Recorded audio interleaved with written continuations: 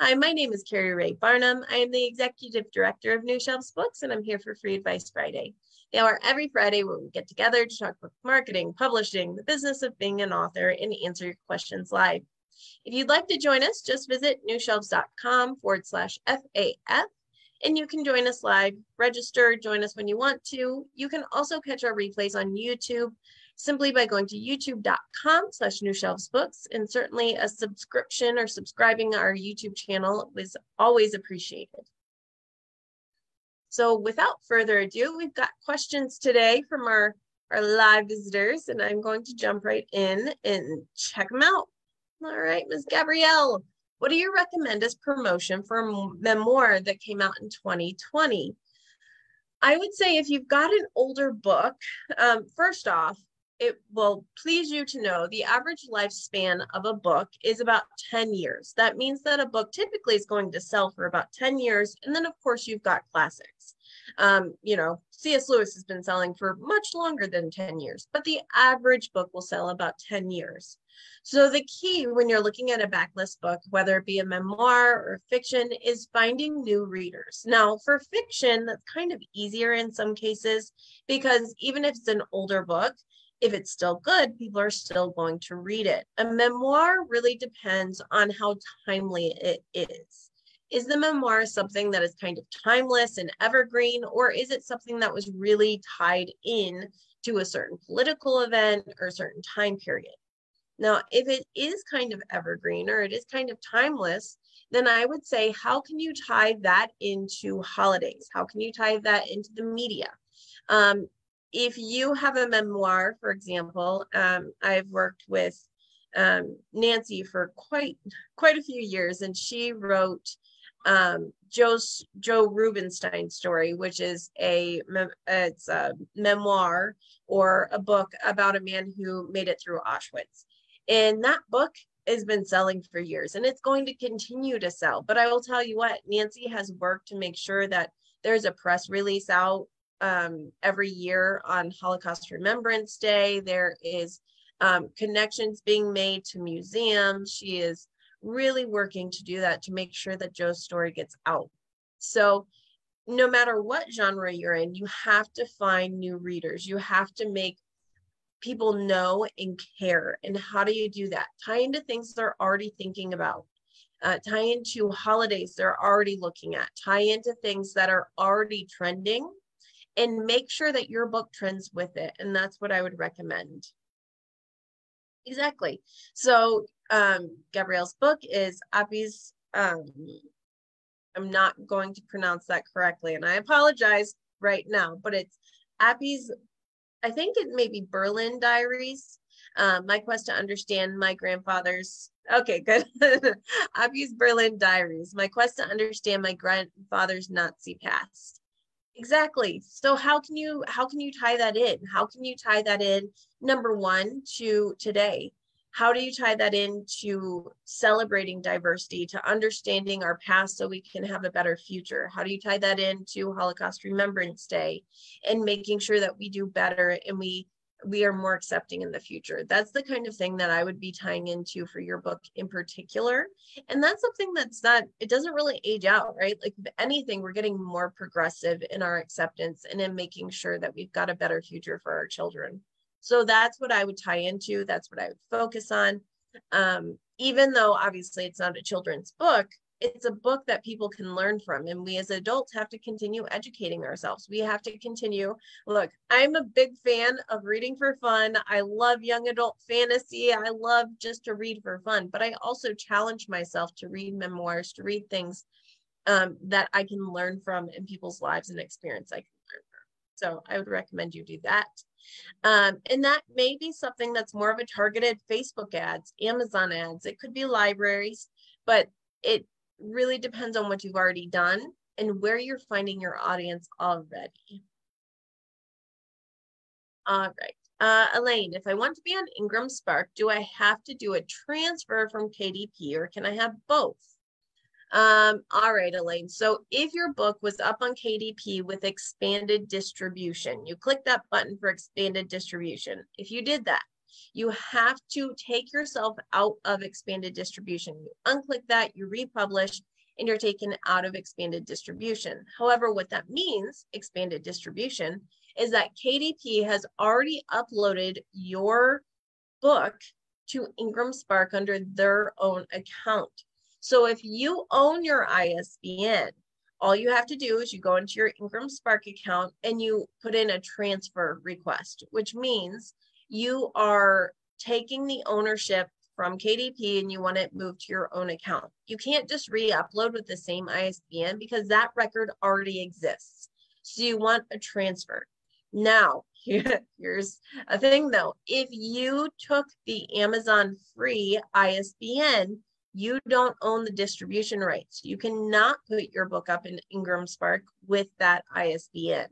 In most cases, then you would want to publish a second edition with your own ISBN under your own accounts, and then have that up on KDP and a new upload on Ingram Spark because it's a new ISBN. So it does depend on how you've got things set up, but that's the general gist of it. See, I just received an automatic credit card charge marked as Amazon Media Group. How can I tell if this is KDP marketing charge? I've been clicking around and can't find an area that shows billing. So if you are talking about Amazon ads, you want to go to your ad dashboard. It's advertising.amazon.com. And there is a billing section there. It will show you past bills and it will also show you what your current charges are. So you want to go to your advertising dashboard. On the left-hand column, there is a billing button and you can see past charges. That's where you want to check. All right. Whoops.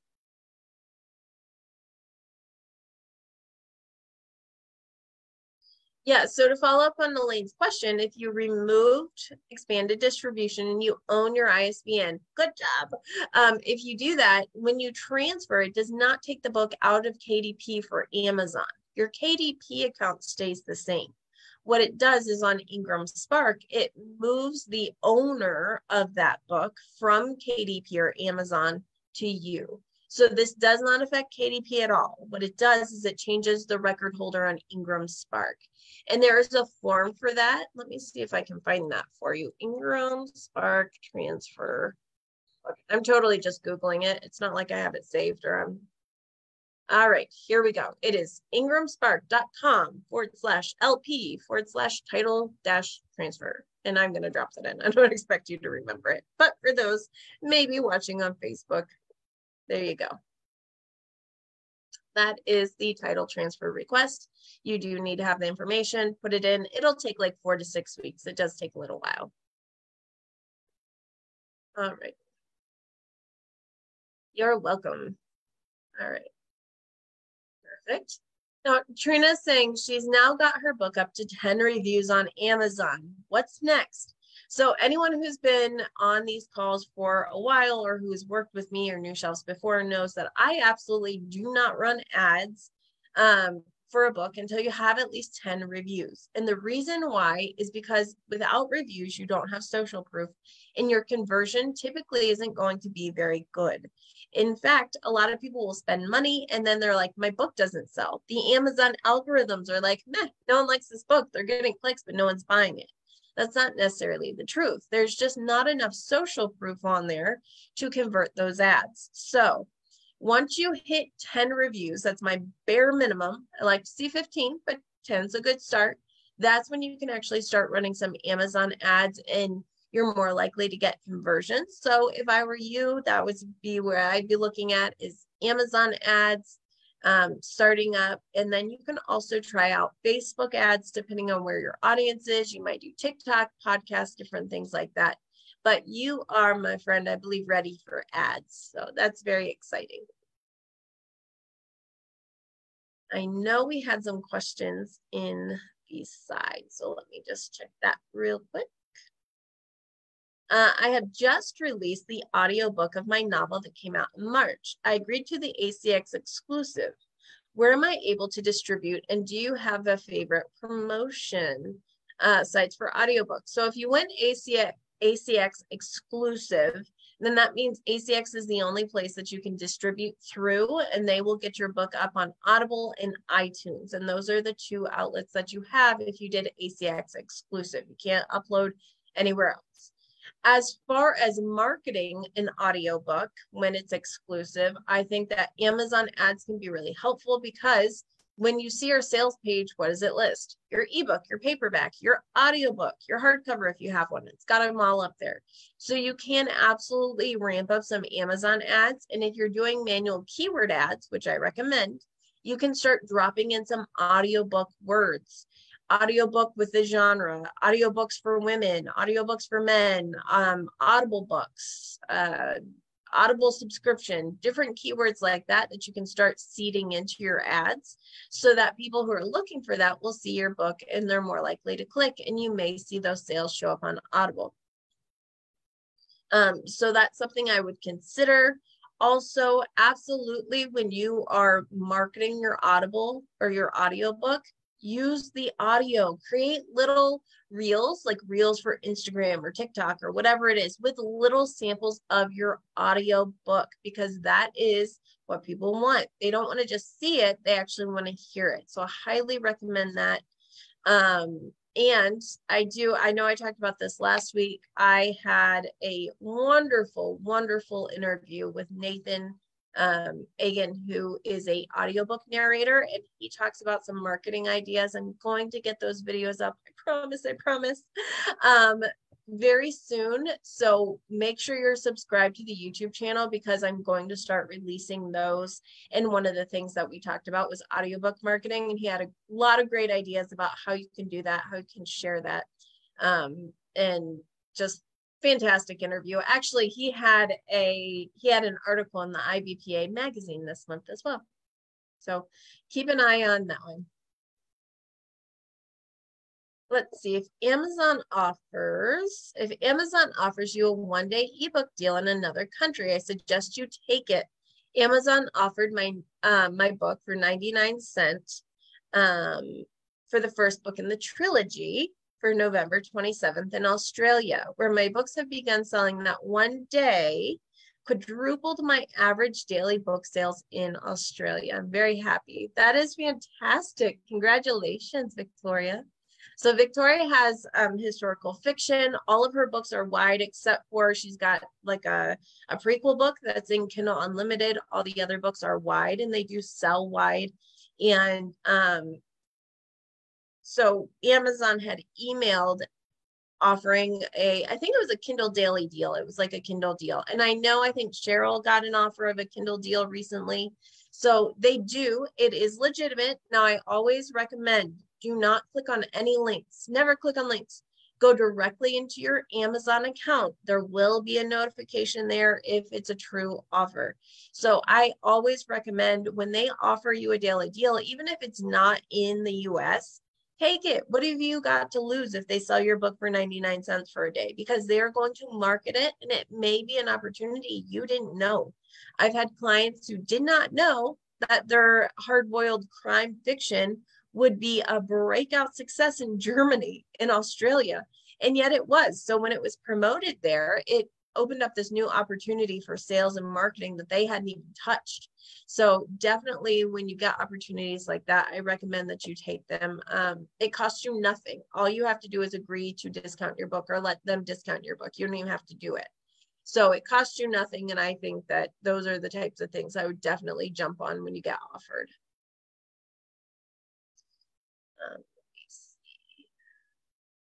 I know we've got stuff on the chat over here. I see your question, Stuart. Just a minute. Yeah, absolutely.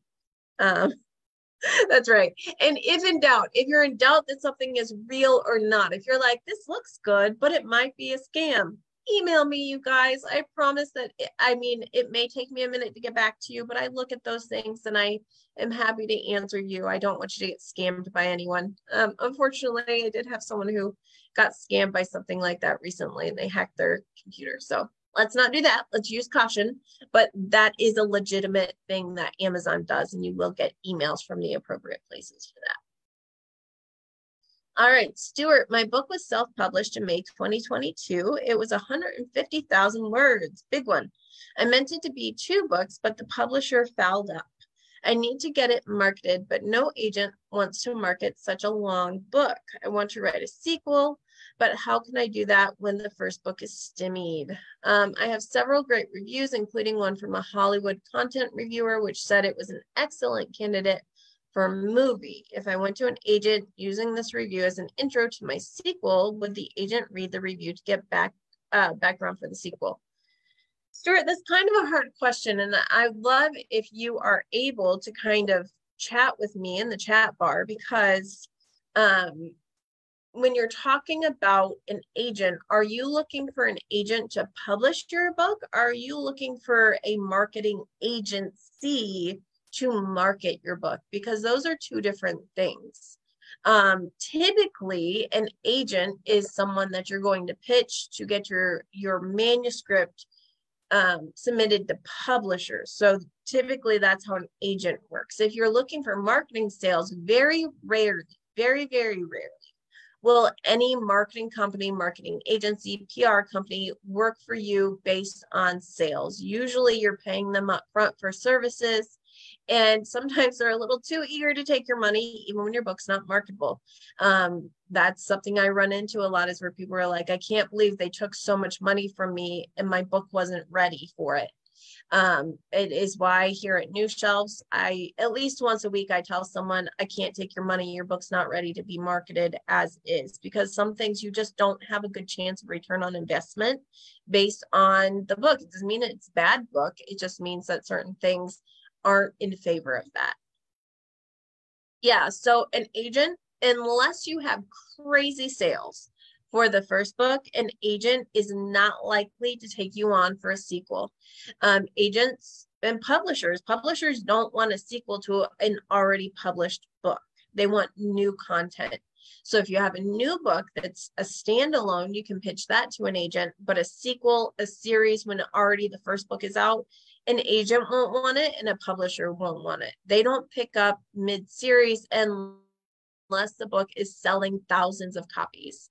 So I would be looking at other avenues, whether you want to self-publish, but you want to do it more successfully, or if you are looking for marketing help.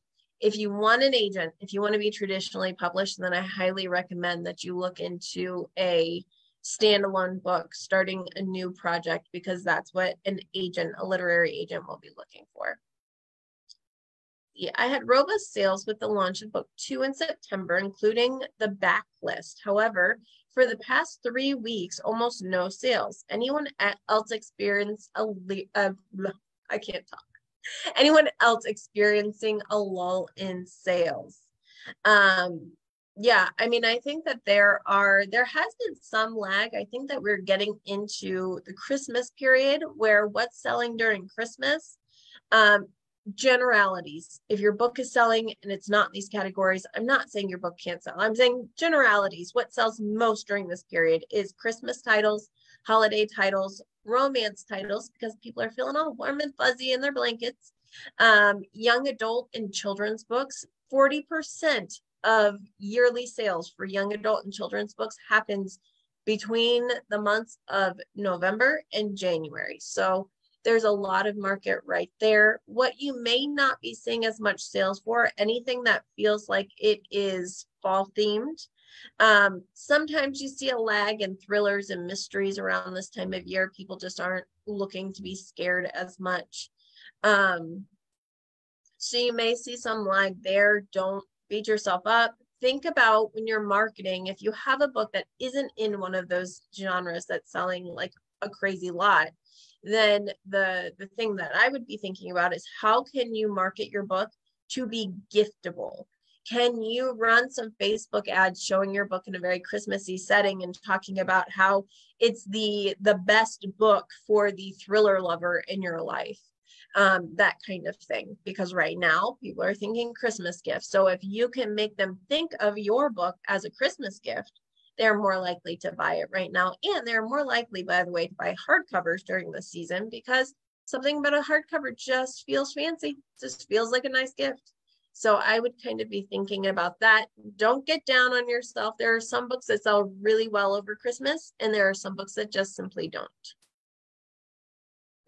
It's annoying publishers won't handle a sequel, even if the first book did well. This is in part that editors won't get credit for its success, and it doesn't advance their resume. That is in part it, but part of it is also they want creative control from the outset. They want to be the first person. It's not as exciting to launch a book when you didn't have the initial launch. It takes the wind out of their sails. So it certainly is just a different thing. All right. Awesome. Oops. All right, Joe, I've been using the same size for all of my children books. My thought is that they would be recognizable, easy to pack. Is there a certain size that is most popular, not board book, that I should utilize moving forward? Also, I've been utilizing gloss covers versus matte. Do you see one being a better option than the other? Look, Joe, since I have your books right here, I'm going to use them as an example as I talk, as I throw things around. So I actually have Joe's books right here. Look at that. And you can see they are a nice size. So the thing is that for children's book, the rectangle shape is very popular, or square shape. The important thing is when an author is putting out a series for children's books, or they're putting out multiple books, you want your books, the spine width doesn't matter so much, although there are standards on how long a children's book should be. But it's more the size, because as a parent, we all know this, right? Let me see if I can show you on my messy desk.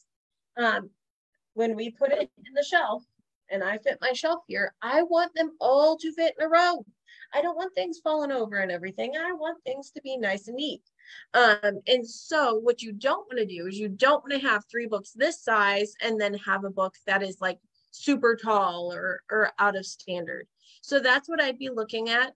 While matte for fiction is absolutely trending for adult books, for children's books, we want these glossy books. You know why? Because little kids are grubby. Little kids are eating their Cheerios and they're touching their books and they're gross, and we want to be able to wipe it up. So for children's books, glossy hardcovers are the way to go. I mean, my kids are older and still sometimes I wish I could wash their books off. So definitely go with glossy hardcovers for children's picture books. Again, spine size, you want to make sure you're in the standard there.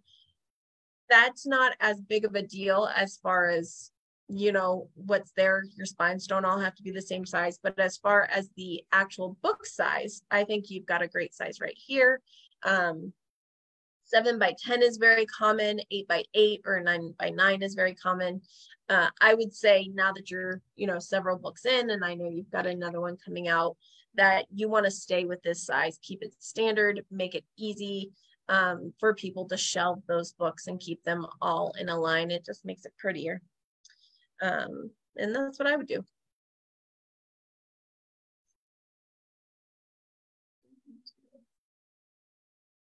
Yeah, when you move them to KDP, the paperback will not have a spine, not for short children's books like this. Depends on page count. Yeah, so Pat uses the 8.5 by 8.5, which is right in there again, anywhere between the 8 and the 9, you know, 8 by 8, 9 by 9, 8.5 by 8.5. That square book is very popular. And it's a standard size. More than anything, there are multiple standard sizes for books, whether it be children's books or anything else, but children's books in particular, the important thing is that your brand stays consistent throughout. Yeah, Joe's are all 7 by 10, and it works just fine. That's a very popular book. And if you're ever wondering, hey, am I doing this right? Whether it's a children's book or it's a adult fiction novel or it's a memoir, go to the bookstore. Go to the bookstore, browse, see what they have the most of, see what the new titles coming out have, and look to them, because most of the time that's what's trending in the market. If they're just coming out, if they're on the store shelves, take a look at that and see what's kind of most prevalent there. Look at libraries, and then look at, I mean, Joe, I know your son's younger, but look at kids' bookshelves, see what's on there, see what books they gravitate to.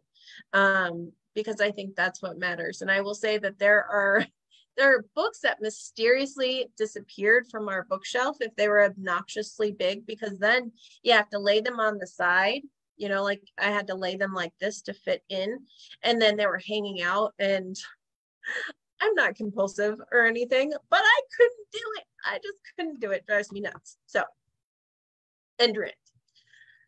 All right, Cheryl, if Amazon may be interested in an international daily deal, does that suggest that I might want to be running Amazon ads in that territory regardless of the deal? There must be some triggering interest in, say, the UK. Yes, no, maybe.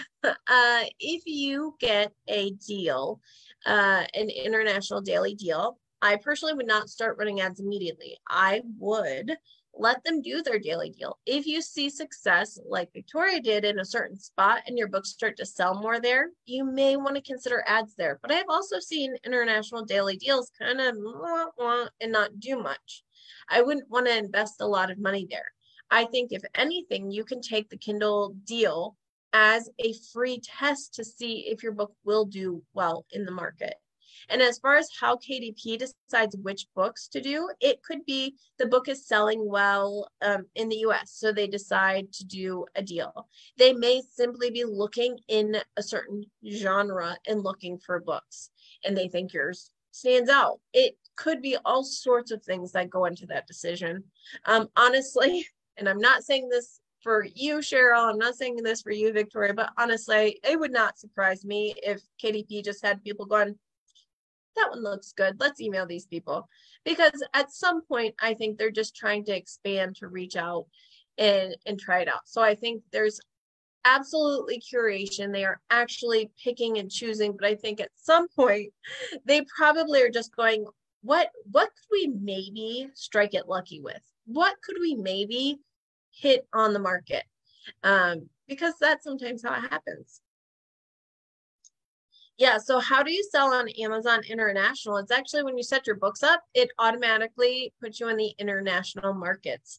So that's automatic, and you can run ads for some international markets. You can run ads in the UK, Canada, US, and then they've added a couple more as well. So you can run international ads. I've seen those do well or not, kind of depending on the book. So for example, I have a client who has US historical fiction. Ads do nothing in other countries. There's no point. I won't say there's no point, but it's not worth it. The ROI is not there. I have a client whose book is set in Canada and she lives in the US. Well, Canadian ads have performed, not as well as US ads, but they have performed. So that may be worth it. It really depends. There's no blanket answer of this is good or this is not good. You should do this or you should do that. Have I ever heard of Amazon Publishing Central? I have not. I believe that's probably a riff off of Amazon Author Central, so I can't say anything to that. Stuart, it does definitely sound like you are looking for like more answers and a deep dive into your book. And so I do offer free 15-minute calls for first time people I've never talked to. If you would like to get one-on-one with me and actually have me look at your book, please just email me, info@newshelves.com. I have a lovely woman who works with me, Catherine, who will email you and get us set up for a call if you're interested in doing that. So we can look at not just generalities, which is kind of what we do on Free Advice Friday, right? We're kind of talking about things that can benefit everybody. But if you and I have never worked together and you want us to look at your book specifically, feel free to just email me. Again, it's info@newshelves.com. And we will certainly get that set up. Speaking of Amazon and ads, though, there was a new report that came out. This will surprise nobody. There's a new report that came out that says Amazon makes more on ads than they make on Kindle Unlimited, Audible, and Prime combined. Ads are a moneymaker for Amazon, and we knew that because sometimes ads do really well, sometimes they don't. But Amazon is just selling space. They don't really, there's no product involved for them. They're not paying out for anything. They're not It's a money maker. And so I do think when running Amazon ads, we can run Amazon ads really well. We can make a profit off of them for sure. But I do think that ads are one of those things you need to keep an eye on. You need to have an idea of what you're doing to make sure that it is a true partnership with Amazon ads and you're getting back something and that it's working out well for you. And it's not something you're just dumping money into mindlessly, because trying to think of how to say this well. I think that a lot of people, Amazon offers like help setting up your ads sometimes, and there's lots of programs. They're actually, Brian Cohen is going to meet with them next week or this week, I think, in Seattle to actually talk about how they can get more authors involved and help more authors, which I think is fabulous. I think they have some tools, but I also think that when you're getting help from Amazon, you're getting help from a biased party. So sometimes going outside of Amazon to get recommendations on your ads and things like that. For example, I do not run ads with a book that has less than 10 reviews. Would someone at Amazon tell you that if you're asking them or setting up ads? I don't know. So I think that's one of the things you do want to consider when you are getting help directly from them. It's awesome. It's free. It's available. But just keep in mind that they're there in essence to sell you their biggest money-making product, not necessarily with your best interest in mind. And they may not say, hey, your cover's really not working for your genre. I wouldn't run an ad for that because I don't think you're going to make money on it. Or, go carefully, don't up your ad budget, that kind of thing. So use the tools, but keep in mind that it is a money maker for Amazon, and just use some wisdom there as far as that goes. Is Amazon pushing Audible? So of course they are, because Audible is owned by Amazon. Audible is the audiobook and subscription service run by Amazon, much like Kindle Unlimited. So of course they're doing that. And so what happens, and even if it is a book that's wide, even if it's a book that's not exclusive to ACX, then in that case, even if it's not exclusive to ACX, they're still going to say, listen to this book free with an Audible trial, because what it is they are getting people over to that platform with a free sample and hoping that they will then sign up for a Audible subscription. Doesn't Amazon also own Ingram Spark? They do not. Amazon owns KDP, and they own ACX and Audible. They own Author Central. They do not own Ingram Spark. Ingram Spark is owned by Ingram Content Group, which is Ingram Wholesaler, Ingram Spark, and the Ingram Industries over there. So they are two separate companies that way.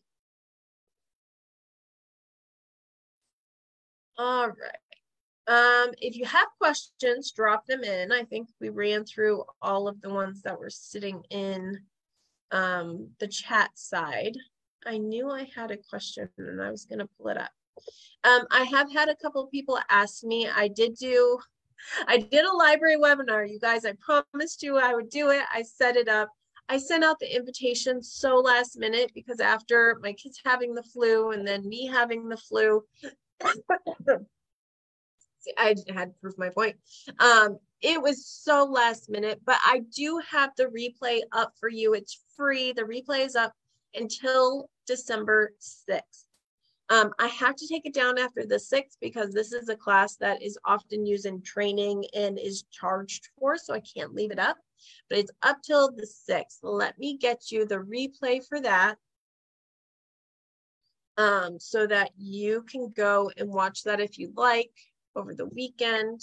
It is at newshelves.com/library replay. And I will drop that in here.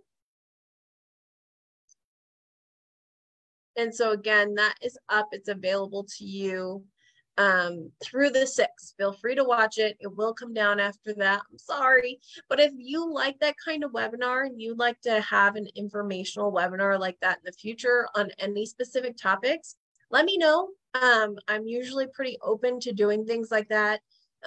Not just so much answering questions, but like, let's take a deep dive into Goodreads, or let's take a deep dive into bookstores, libraries, If it's something you've been wondering about and you don't want just like general questions answered, you want to like, how do I upload a book to Ingram Spark? If it's that kind of thing, just let me know. And I always take that into consideration and try to help where I can. How do you create the ad for Amazon advertising? Is there a design team? No. So ads on Amazon, here's the thing, ads on Amazon is kind of deceptive because they're not what you think of when you think of ads. Let me share my screen because you know I'm a visual learner. Let me share my screen and I will show you. All right. Yeah, if you have a webinar idea, if you would please email me because I won't for the life of me. I'll be honest, I won't for the life of me remember. I just won't. But yes, I can absolutely teach a deep dive on Goodreads. I love Goodreads. All right. Hey, if you're not on the New Shelves newsletter, highly recommended. What was I going to show you? Amazon. So let's look at Amazon ads and what ads actually look like. So let's do business book for teens. I don't know. All right. So what you can see here is we actually have several ads right here. So this is a sponsored keyword ad, meaning that these ads are showing up in response to a keyword or a category or something like that. Now, this right here is an ad. This is a sponsored keyword ad that is a branded ad, which means you have to have a minimum of 3 titles. And you can see Dave Ramsey has 3 titles up here. And you know it because it's branded here. You get a one-liner kind of pitch here, and then your 3 books show up at the top. This is a paid ad. Now, what we're seeing right now is called an impression. Because we are seeing this, it's on my screen, this is an impression. If I click on one of these books, it is a click. That is when the advertiser is charged money for the ad. Just to see it, no charge. To click on it is when there's a charge. So this is a sponsored brand. We've got 3 titles. Sometimes you'll see that, especially if you have an author who writes thrillers and they're all standalones. Well, they'll connect their books that way since it's not in a series. Or you'll see it in a series because then it shows you, wow, we've got all these amazing books. I will say branded ads typically do cost more than a single book sponsored ad. The bid spend tends to be a little bit higher. I've seen great results and I've seen horrible results. So just FYI. Okay. Then we are also seeing another ad. This is a sponsored keyword ad for a single title. Now, this is an ad on Amazon. It is not what you think of for an ad, right? It's not like curated and it doesn't have all this different thing. It looks like a natural search, and that's the whole point of it. That's kind of the beauty of it.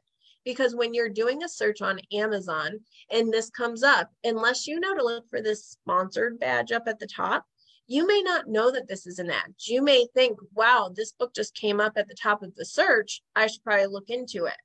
So that's kind of the idea behind these sponsored product ads, is it makes your book more likely to show up in a search. And I've said it a million times and I'll say it a million more. A book that isn't seen is a book that cannot be bought. And that's the idea behind Amazon ads, sponsored product ads, is that your book is seen more so it has the chance to sell. And that's kind of the point behind a lot of advertising, is getting it seen more. But we're getting it seen in such a way that it looks just like this one. This book actually came up first on the page, not because it was paid for, but because it was just what showed up. So that's the point, is it looks like it fits right in. Now, what you can do, you'll notice this one has no words right here. That means they didn't do custom text. This one right here has characters, and that means it's a custom text ad.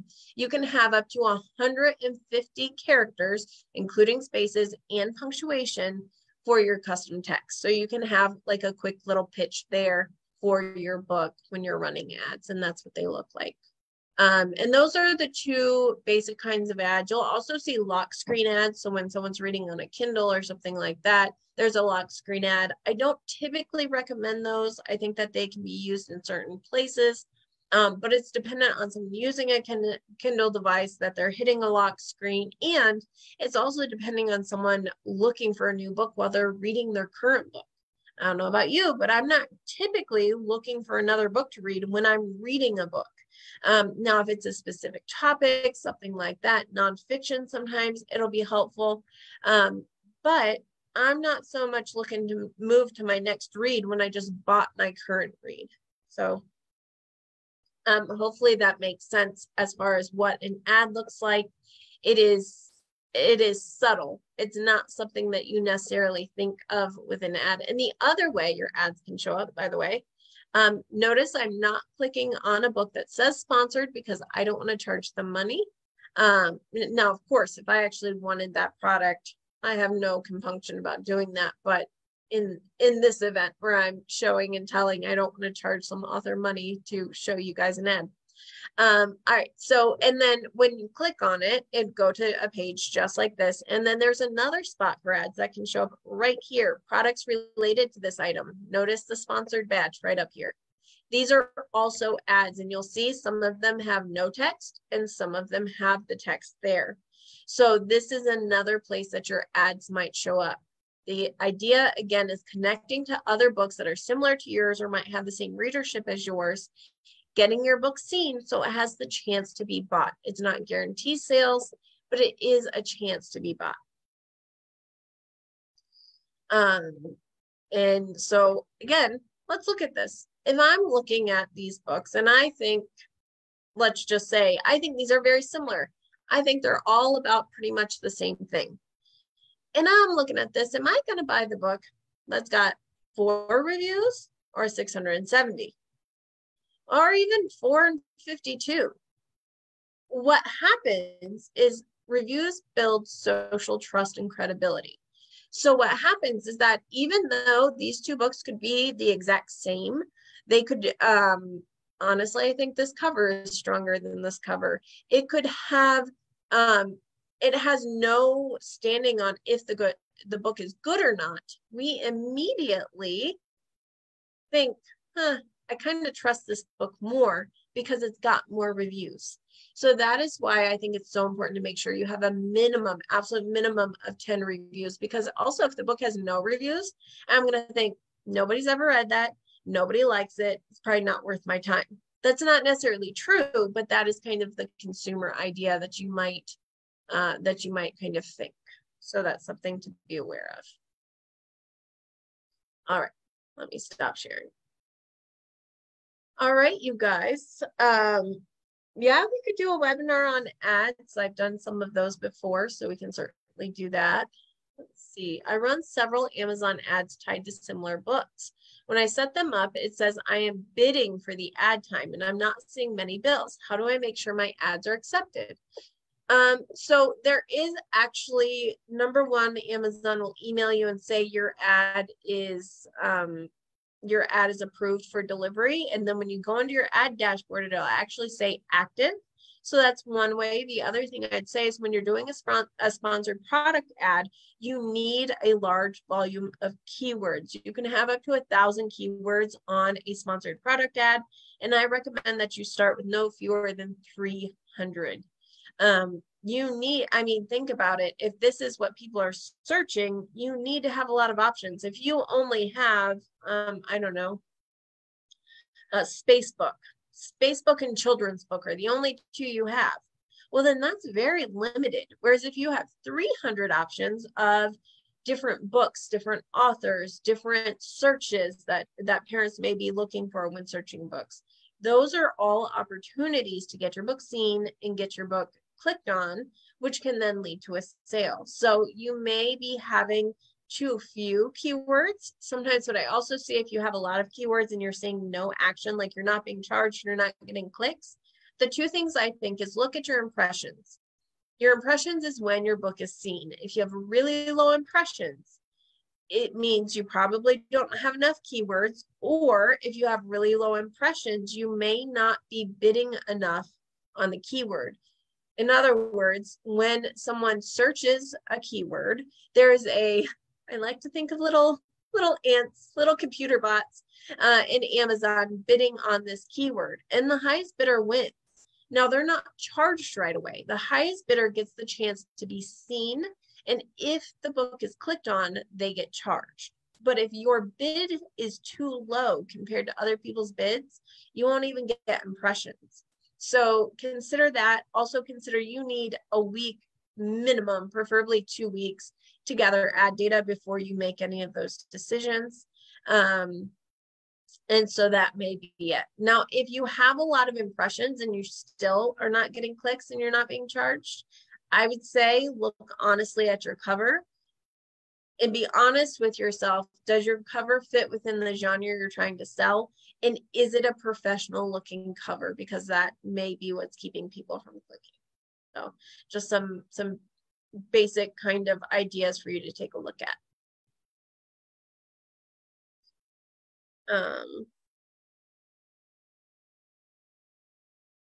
Okay. Richard, that was Facebook, not Amazon. That's probably why. Good. All right, let's see. I love it. Let me see. Do I recommend running ads with ASINs? Yes. So there is a type of ad where instead of targeting keywords specifically, you can target other ASINs or other books. You're taking essentially the code, the ISBN for different books, and you're targeting those books specifically, which means your ads will only show up on those book pages or associated pages. So do I recommend that? Sometimes I do. If you have a really strong comps, I do recommend that you run some ads that are targeted on those books. The thing to keep in mind when you're targeting ASINs, when you're targeting specific books, is that it means that you're vying for attention on one book page. So those ads typically can convert well, but they may be very slow moving. You may see low impressions, low clicks. It's simply because you are only showing your book on certain people's pages and you're vying for the ad space there. So they may be slow moving. I think you should try them, especially if you have some really tight comps to your book. Just know if you're not getting traction, it's not necessarily anything you did. It may be that there's just not a lot of people looking at that book. Speaking of that, with ASINs and targeting other specific books on their pages, is this book actively selling? I don't care if it's the best comp and it's like, oh my gosh, if people buy this book, they're going to buy my book. If it's not selling, if it's not active, well, no one's on their sales page, so how could they even see your book? So when thinking about comps or other books to target in relation to your book, make sure that you're targeting books that are currently selling. That book from 1980, that's a great comp, that no one's bought since 1980, is not a good comp because it's not currently selling. We want books that are currently active. Typically, they've come out in the last 2 to 3 years, or if it's been longer than that, those books are still actively selling. You can check the sales rank and see kind of what kind of movement. Are they getting new reviews? That's another way to see if it's an active comp. No, impressions does not mean clicks. Impressions is being seen. Click means they actually clicked on it and they went to your sales page. An impression is simply being seen. A click is when they click and go to your sales page. And you are only charged for the click, not for the impression. But you have to bid on the click to get the impression. It sounds so complicated. It's really not, but it sounds complicated. But impression is being seen. A click is when they actually click, go to your sales page, and that's when you're charged. All right, everybody. We're right at the top of the hour. I think we answered all of our questions. So let's close it down for today. I'll be back next Friday, same time, 10 a.m. Eastern, so you can join, ask your questions then. If you have questions that you think about throughout the week and you're like, oh, I got to remember this, you can always email them in, just info@newshelves.com. I save them in an email folder and I answer them live. Or if you're not sure if you'll be able to join us live, I still take those email questions. I'll answer them live, and then you can check the replay over on YouTube, which again is just youtube.com/newshelvesbooks. Go hit the subscribe button so you'll get notified when our replay videos go up. Thank you for joining me here. As always, it's a great way to start off the weekend for me and Friday, and I hope to see you next week. Bye.